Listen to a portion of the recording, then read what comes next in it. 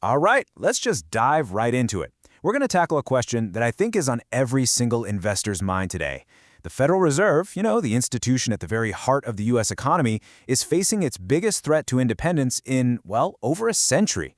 And the fallout from this, it could totally reshape your portfolio. You see, the Fed was designed, on purpose, to be above the political fray, to manage the economy with a steady, independent hand. But that wall of independence, it's now under direct assault.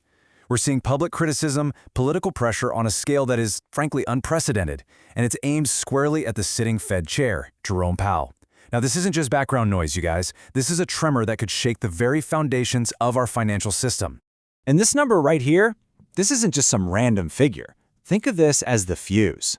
5% on the 10-year Treasury yield, that's a potential trigger point. If the markets start to believe that the Fed has lost its independence, that a president can just fire a chair because they disagree on policy, well, yields on government debt could rocket towards this level and maybe even blow right past it. And if that happens, that part of your portfolio that you always thought was safe, your bonds, that suddenly becomes a huge liability. Okay, so to really, truly get what's at stake here, we have to first understand what makes the Fed so unique and, honestly, so powerful to begin with. Why does its independence matter so much? It's built this way for a very good reason. Think about it.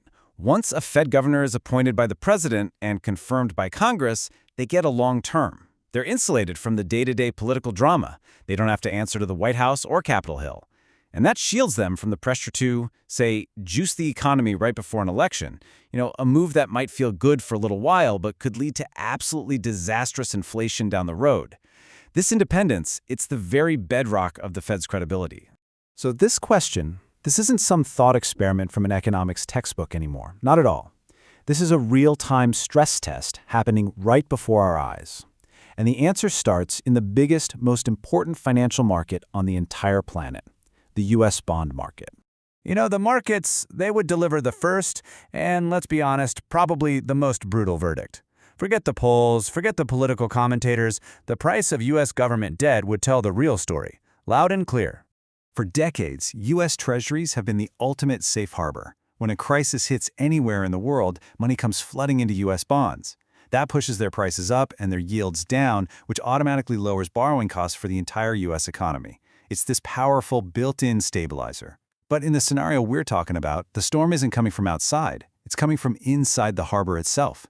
If investors start to fear the Fed is being run by political whims, they won't buy treasuries. They'll sell them, treating them like some risky emerging market bond. And here's the thing. We've already seen little previews of what this looks like. During periods of really intense political uncertainty, we've seen Treasury bonds sell-offs so sharp that the 10-year yield had its biggest weekly jump since 2001. That is the market getting just a tiny taste of this new political risk and reacting immediately. Now, imagine that on a much bigger scale. And that gives birth to a concept that, until recently, was just unthinkable for U.S. debt, a political risk premium. For decades, the yield on a U.S. Treasury was called the risk-free rate for a reason. This changes everything.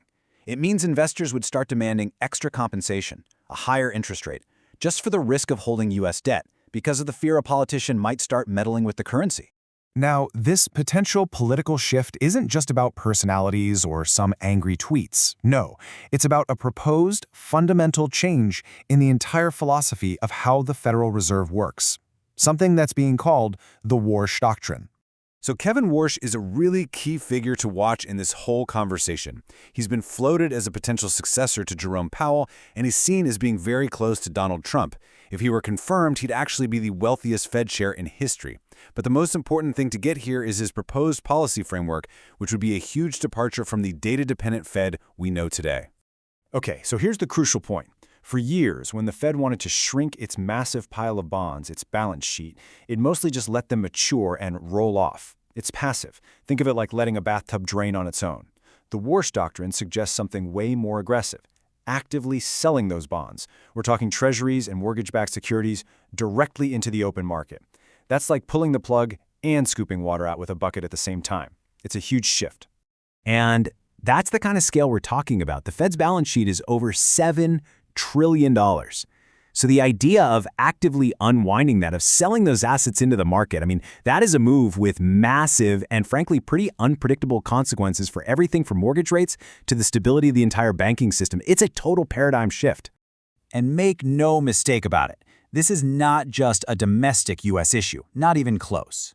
If you compromise the independence of the world's most important central bank, you send a shockwave through the entire global financial system, and that puts the U.S. dollar's dominance squarely at risk. And listen, we're already seeing this trend in motion. While the U.S. dollar is still the king, for sure, its share of global reserves has been slowly but surely declining for years, from over 70% down to below 60%. Countries are already diversifying just a little bit at a time. A crisis of confidence in the Fed, well, that would be like pouring gasoline on that fire. Why do central banks from Tokyo to Berlin hold trillions of US dollars? It's not just habit, it's trust. It's because they trust the institution that manages the currency. They believe the Fed will do what it takes to preserve the dollar's stable value, completely independent of any one politician's agenda. That trust is the dollar's superpower. And this number right here, this shows you what happens when that trust starts to waver even a little bit. In just the last few years, global central banks have been buying over 1,000 metric tons of gold annually. This is one of the clearest signals you will ever see that they are actively looking for alternatives, for hedges, against uncertainty in the traditional reserve currencies. And that right there is the multi-trillion-dollar question. A loss of trust in the Federal Reserve isn't just some abstract problem. It is a direct threat to the dollar's status as the world's reserve currency. And if other countries speed up their move away from the dollar, that means less demand for U.S. debt, higher borrowing costs for the U.S. government, and some serious inflation right here at home.